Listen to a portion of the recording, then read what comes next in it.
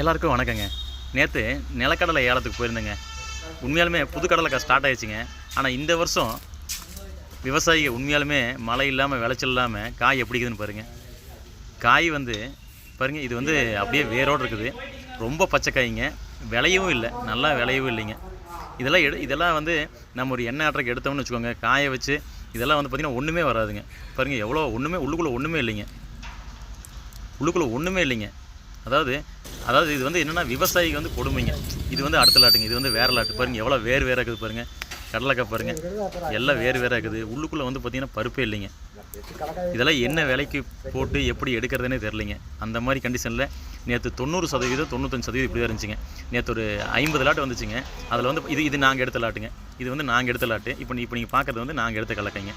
இது வந்து நல்லா இருந்துச்சுங்க. நாங்கள் நல்ல பொருளை மட்டும்தான் வாங்குறோங்க. ஆனால் உண்மையாலுமே விவசாய நிலைமை ரொம்ப கஷ்டங்க. இது வந்து நாங்கள் வாங்கின கடலைக்காய்ங்க.